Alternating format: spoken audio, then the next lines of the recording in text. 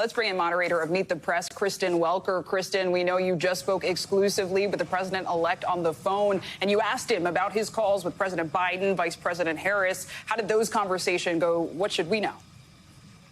Well, Zinkley and Kate, first of all, former President Trump, President-elect Trump, saying he believes he has a mandate in the wake of his decisive victory. Here's what he said. He said, quote, "It's a mandate to bring common sense back to the country."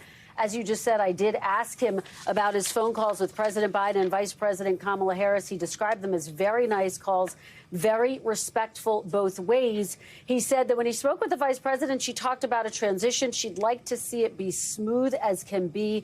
And I agree with that, he said, 100%. He said it was a very, very friendly call. He said his call with President Biden echoed that call with the vice president, and he said that the two are planning to have lunch in the near future. So just some notable details as he prepares for this transition. I asked him what he wants to do with that mandate. I said, look, you've been talking about immigration. You've been talking about your tariff plan. And he really highlighted the need to make the border safe and secure, indicated that would be among the first orders of business that he would tackle. And I asked him, well, what is the price tag to this mass deportation plan that you have talked about? What specifically would it look like? How would it work? And he said there is no price tag. You have no choice. So that was another really notable part of our conversation. This was a brief conversation, lasted about 15 minutes. He notably said he's spoken to about 70 world leaders. I said 70? He said, yeah, about 70, including President Zelensky. He said he hasn't yet spoken with President Putin, but anticipates that he will do so. Of course, he's talked about wanting to end that war within 24 hours. A lot of people hear that and say, well, that would mean that Zelensky, Ukraine, would have to give up some territory. He has been quite defiant, though. He believes he can get that done. So we'll continue to track that, but a really notable conversation with the new president-elect. And Kristen, you've spoken with the president-elect many times over the years, on camera, off camera. How did he sound to you today compared to previous interviews? Can you give us a vibe check? It's a great question, Kate. He sounded quite bullish in the wake of his decisive victory.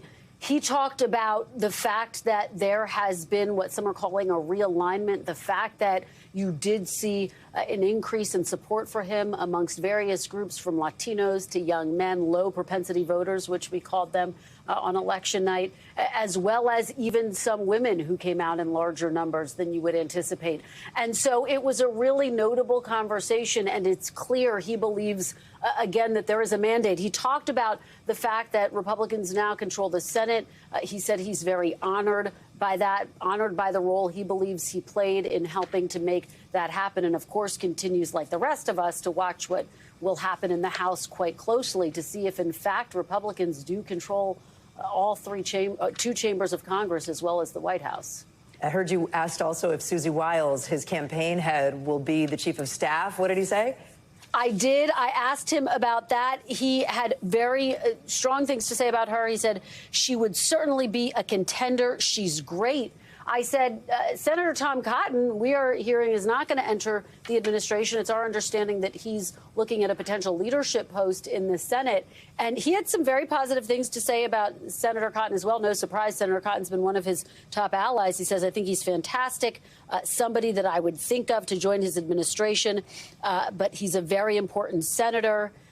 And I hate to take people out of the Senate. So he also said Senator Cotton is someone who he thinks a lot of. So a lot of questions about who's going to fill out his cabinet. Will, of course, continue to stay on top of that. Thanks for watching. Stay updated about breaking news and top stories on the NBC News app, or follow us on social media.